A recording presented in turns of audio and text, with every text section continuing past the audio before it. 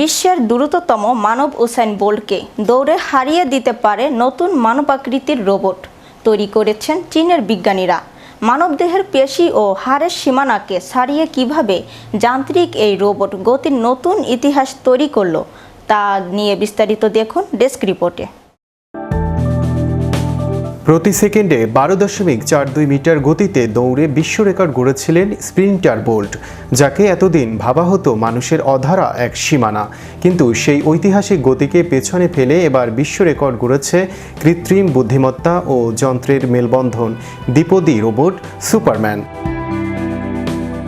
সম্পূর্ণ মানুষের মতো দুটি পায়ে ভর দিয়ে দৌড়াতে সক্ষম এই রোবটটি নির্মাণ করেছেন রোবোটিক্স প্রকৌশলীরা।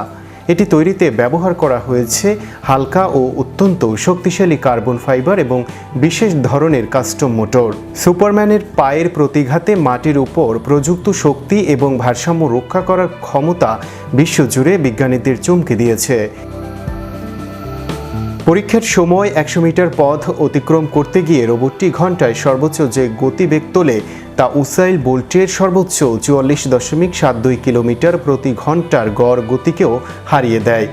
ফিনিশ লাইন স্পর্শ করার মুহূর্তে টাইমারের প্রতিটি দশমিক সেকেন্ড যান্ত্রিক দক্ষতার অনন্য এক ইতিহাস রচনা করে। প্রকৌশলীরা জানান, দৌড়ানোর সময় মানুষের পা যেমন বারবার মাটিতে আছড়ে পড়ে, দ্বিপদী রোবটের ক্ষেত্রে তা ধরে রাখা অত্যন্ত কঠিন। তবে সুপারম্যানের স্পেশাল অ্যালগরিদম ও হাই স্পিড মোটর গতি বাড়ার সাথে সাথে এর টেক অফ ও ল্যান্ডিং এমনভাবে সমন্বয় করে যা একে কোনো প্রকার হেলে পড়া বা পড়ে যাওয়া থেকে রক্ষা করে। কেবল খেলার ট্র্যাকে রেকর্ড করাই বিজ্ঞানীদের মূল লক্ষ্য নয়। গবেষকদের দাবি, এ ধরনের তীব্র গতি ও অসাধারণ ভারসাম্যপন্ন রোবট ভবিষ্যতে চরম দুর্যোগপূর্ণ এলাকায় দ্রুত ত্রাণ বা জরুরি উদ্ধার কাজে পাঠাতে বৈপ্লবী পরিবর্তন আনবে। রোবটটির দ্রুত গতিতে লাফ দেয়া ও দৌড়ানোর এই ক্ষমতা প্রমাণ করে আগামী দিনে কৃত্রিম বুদ্ধিমত্তা চালিত যন্ত্র মানুষের দৈনন্দিন কাজ এবং উদ্ধার অভিযানে গুরুত্বপূর্ণ প্রভাব ফেলতে পারে।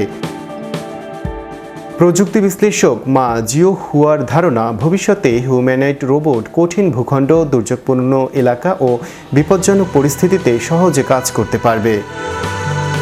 ম্যাজিক বাংলা টিভি, বিনোদন ডেস্ক।